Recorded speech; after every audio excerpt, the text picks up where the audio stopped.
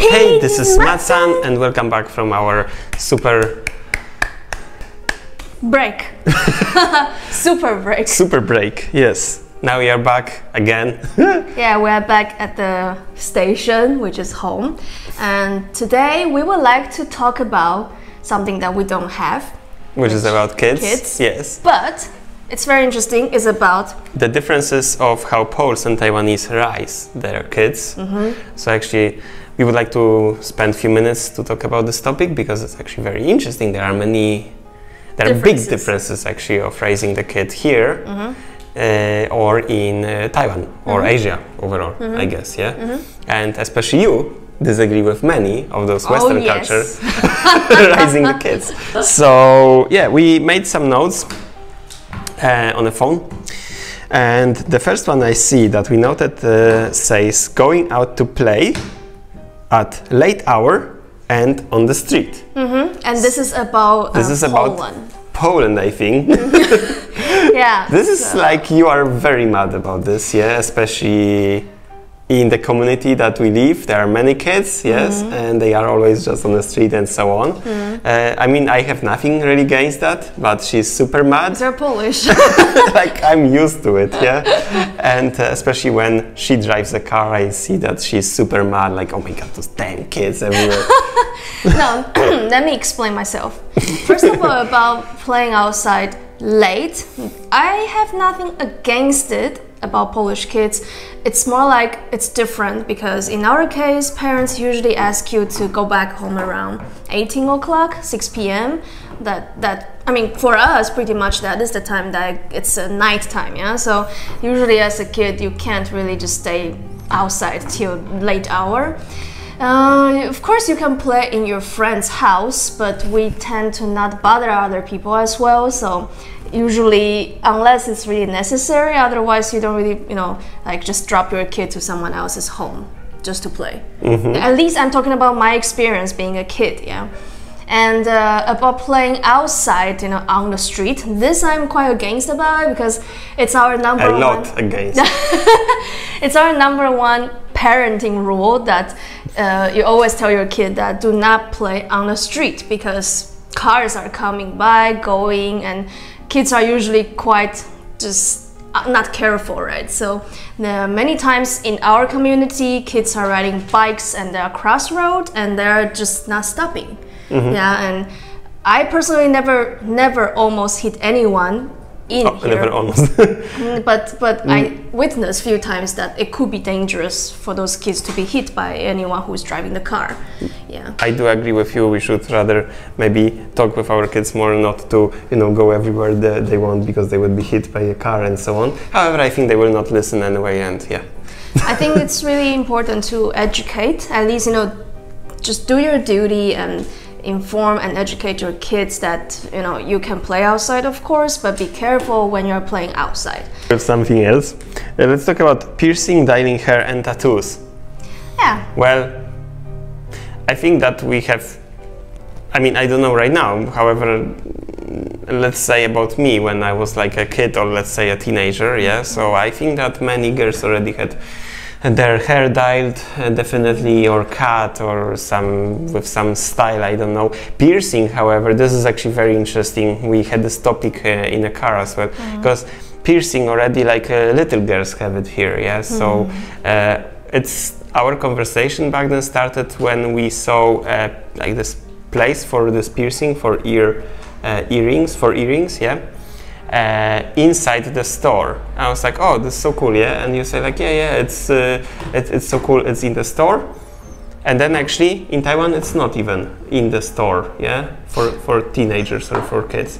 No, the service is there, so you can go to some shop that sells earrings. So it's normal, okay. Yeah, and they can pierce you, or in the hospital. Okay. But kids don't really do that. Exactly, yeah. Okay, like the target audience are not kids or teenagers. Okay. You don't do it being a kid at all. And what is your first time you actually had your earrings? For these earrings, I did it after I was 18, I'm sure. Wow, okay, yeah. Wow. Yeah, so, and then I later on got the second one up here.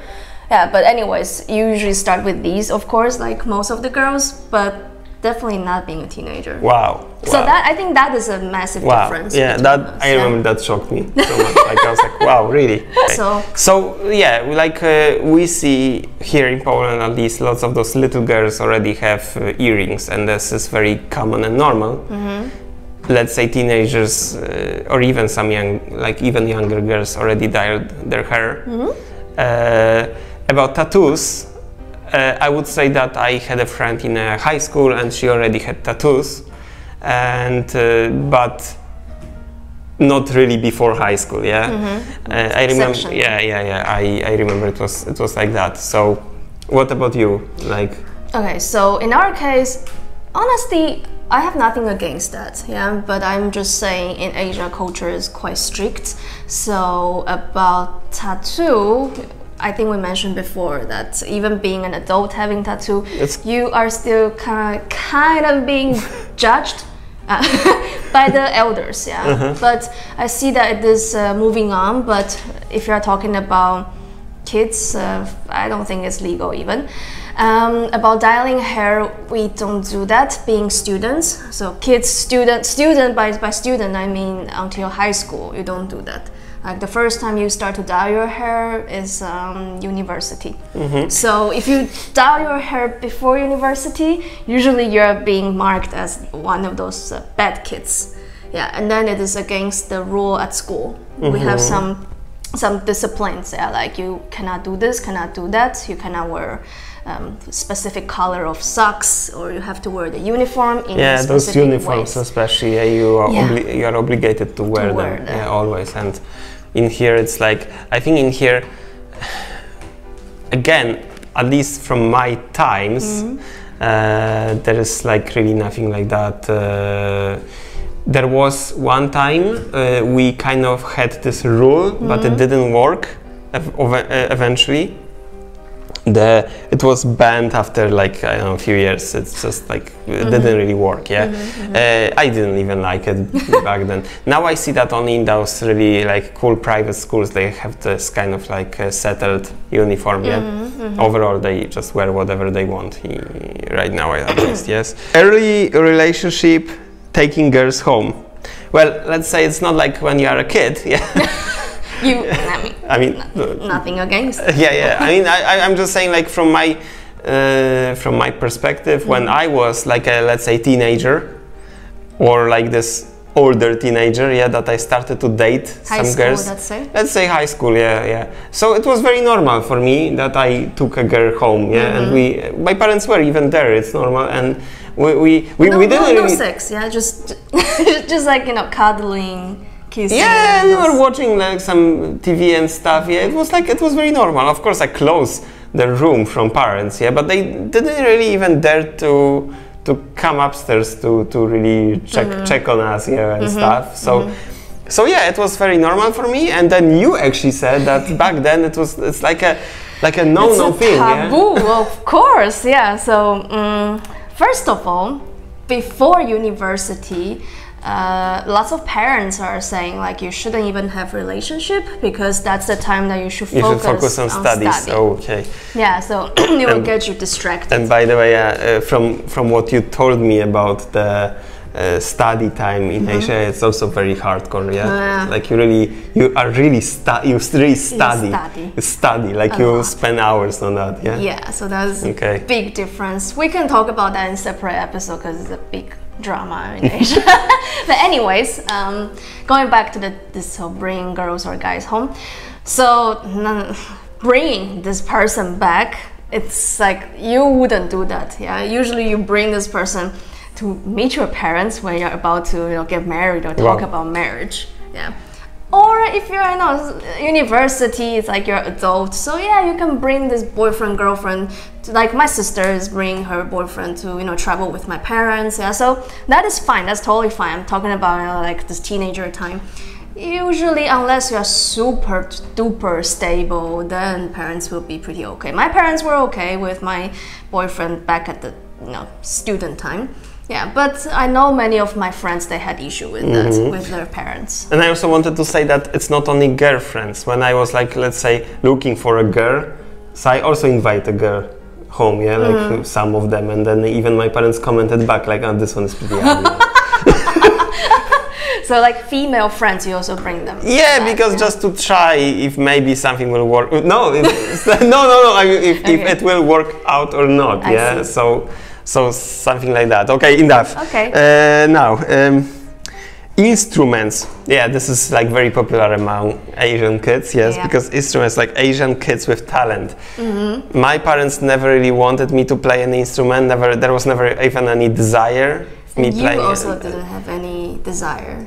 No, only when I was like kind of like high school, I tried to play guitar. Didn't work out eventually. Like I kind of lost the interest eventually. Yeah, so yeah, I preferred computer games. Nerd. so yeah, but I think that it is very common for Asian kids to really play some instrument. Yeah. Like there has to be flute, piano, violin. Yeah. So, as I mentioned before, that after the formal school, we have some kind of cram school or talent school or musical school. Yeah, and usually, being in a young age, I'm saying like primary school, it's already existing in the society, so it's hard to not hear from your parents' friends like their kids are learning piano, this kid is learning ballet or how to dance overall, or this kid can do this and that, or drawing. Every kid has some kind of talent. So it's not like parents will push you. They will not push you, but it's like you being a kid and you will hear that, your friend is going to the painting lesson. So you feel the pressure? No. You feel like... that you would like to? I would like to, yeah. That's kind of like make you, inspire you, let's say, in my opinion. Not bad. Very good. Yeah. I guess. So in our case, in our family case, I learned flute. I tried to learn a little bit piano, but just because my sister went with piano and violin. Yeah, and I tried, I think it was like kindergarten and primary school, I tried to do a bit of drawing and painting. Yeah, so that's the style of Asian kids, and I was actually surprised when you told me that it's nothing that strong in here. Yeah. At least I don't feel like among my parents, among my friends, I don't really remember. I mean, of course, there were some kids taking some music lessons or some other activities, but especially those music lessons, like not really so many. Not like every kid is taking that. It's like it's very interesting, a big difference as well. Yeah. Harmony of the society, agreeing with everything. At least I see from what you told me about about lessons in Taiwan and comparing to at least when I was a teenager or when I was a kiddo in Poland, I see that we actually have pretty, I wouldn't say freedom, I would say like we are more rude sometimes, or we are more like self-centered many times, Funny thing about cheating, for example, like it's so common in Poland, at least from my perspective. It's so common that we like to cheat a lot on the exams. We like to just always like look at what somebody is doing. And you said that it's definitely not the case in Taiwan. About cheating, maybe that's it depends. So still depends. Okay. Maybe I went to a good and disciplined school. So I mean, mine was pretty good, but still everybody was cheating. So like at least at my school, we didn't really cheat. Like it's considered to be a very bad thing if you cheat. I know that in university, I mean, my department, you can't cheat. You're studying literature, so you have to write your own feelings about what you read, so you can't cheat. But my friends who were studying economy or something like that, so they have numbers, so it's like doing a math exam, so you could cheat, and they cheated. So university, my first time seeing somebody cheating. So that's the thing. And then about this whole harmony in the society. So being in Asian kid, I would just say Taiwanese kid, when the teacher asks a question, people are afraid to speak up. Because they're afraid that, what if I say something wrong? So my classmates will think I'm stupid or think that I'm not prepared. Okay, so when they ask the question, so they choose somebody? It's usually silence, and then we have some kind of like lottery. We use chopsticks and put, each of us have like a number. Yeah, it sounds wrong, but each of us have a number in your class. Yeah, so teacher will draw the lot of classmate number 26. It's San-san, so you have to answer. You have no choice. In our case, it's rather like you. The teacher asks, and there might be sometimes there is this let's say like you can even hear the wind, crossing by the school, the lesson, and it's either like I have the feeling like somebody is really gonna raise the hand or just say it directly, and the teacher might be even angry, like, why you didn't even raise the hand, why you just say it out loud. Yeah. Okay, that's interesting. There are many times there are like those, let's say those girls. I'm sorry saying that girls, but usually the girls, bookworms. The bookworms, and they are always like willing to say it. Yeah. However, when I was in high school, I remember that many guys were answering who really want to say something that what they feel about this. Wow. Yeah, that's really, really nice. I remember one of my friend. He actually said something to history teacher.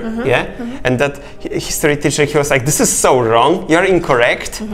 And there was something really interesting that I don't know, like some dude somewhere long time ago was running away. I mean, I don't know how was it exactly, but something ridiculous. Like he was like in some underwear on a horse. I don't know, like something very weird. And then the teacher said that this is so stupid. You're just bullshitting me. Yeah, I don't agree with that. And that friend of mine, he said like, I'm gonna show you tomorrow. Yeah, I'm gonna show you. I'm so sure about this. And actually, he took a book, like a book certified book, and it says that yes, it is true. And that teacher was like, like changing the topic. So the kids, I would say, they are willing to really fight with the teacher. Yeah. I mean, this is something that I think it's improving in Asia, but for sure we are still with a gap comparing to you guys. Because of your overall culture and the atmosphere, environment at school, so kids are not afraid to speak up, and I think that's very good, because when you guys grow up to be an adult, being in the company, in the corporation, you are not afraid to challenge the existing system. Or even your own boss. Yeah, if you feel like you have a standpoint, so you speak up. And in our case, it's like, boss, you say so, even though we 100% disagree, but we're afraid to speak up. Maybe I'm exception, but that's the overall environment. Okay. Dinosaur parents. That's so funny. It's like can you explain that?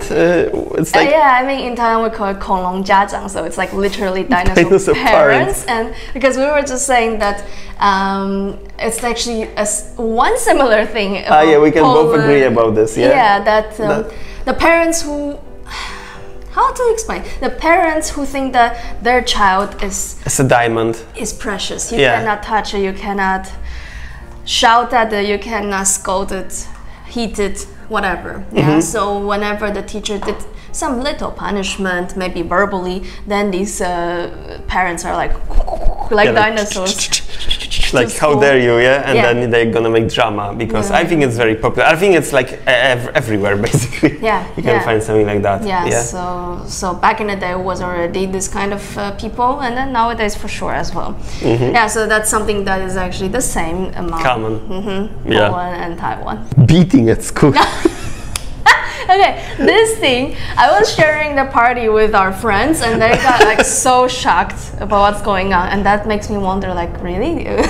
It's that weird? So when I was in even secondary school, we have the system that your test usually is from 0 point to 100 points. And then if you reach to 60 points up, means you're safe. That is the standard, that's the passing line. So there were a few times that it was math class, because I remember, and the teacher set up the rule. If you didn't reach to 60 points, so let's say if you have 50 points, so you are 10 points from 60, right? So you have to be beaten on your hands for 10 times. So 1 point for once. I remember at that party, my friends were so shocked. I mean, I wasn't because I already heard the story. Yeah? I was like, yeah, I mean, it is shocking actually. Yeah, so in the past, in my mom's era, they used some kind of stick made from wood. So it's like really painful, yeah. And then you just like they will call like, okay, Mateusz. Okay, and then you just like walk to the front, in front of the whole classroom, yeah? So it's like public humiliation at the same time. Okay, you have 50 out of 60, so 10 beats for you. Raise your hands, and then you have to do this, and teacher will like 10 times. That's crazy. And then many times, I remember this spicy feeling, like after that, you can see like a bit, red lashes on your hand, yeah? Maybe if people like those BDSM, they would like hear like if it's like a nice female teacher, so... but yeah, I mean, this is crazy. This is crazy. This actually never ever happened to me already. I don't even hear anything like that. Anything, no, like literally nothing like that, to be honest. In fact, there was a time that kids were too free, I would say, that there were some leaked videos that that teacher was beaten, or teacher they put some trash can on a teacher's head and stuff like that. It was like really this kind of crazy times. Not sure which year it was. Feels like 2006 maybe, something like that. And yeah, like right now I don't really hear it, but it was, and I was like, oh my god, this is too much. Maybe those teachers should really beat those kids. Yeah. Anyways, I did receive the beating, not from those wooden stick, but because the teacher has all kinds of gadgets, and you know those kind of thing you use to beat the flies. Okay. Yeah, so that is one of the tool, and later on there is some development. So it's called the loving hand, and it's the same, like it's a stick with a hand on it, yeah, like the head is a hand, it's flat, and so so it's used to, it's kind of dedicated for punishing students. So it's like really somebody really produced it, yeah, like there's like a factory making it. The loving hand. It's crazy. Yeah, but I think I got like, I don't know, seven lashes in that exam. With the loving hand? The loving hand, yeah. I got loved by my math teacher. I know, I can't get rid of this from my mind, this whole fetish of being beaten by the teacher. But anyways. I can just confirm those beating didn't help. Like I still suck at math. It's like, it comes natural, I suck at it. And beating me wouldn't help, so I disagree with it. I mean, I completely disagree with it, to be honest. Like, it's bizarre. But anyways, the last one, earning money and payback. Interesting topic, because seems like in Taiwan that you told me that when you as a kid you are basically, parents are taking care of you, they'll take care of you, yeah. So later on, when you have even your first job, I think, many parents are expecting, or it's like rather in your culture, right, that you should pay them back, yeah. So you actually take amount of money from your actual earnings, and every month you are giving something to them, so as a payback.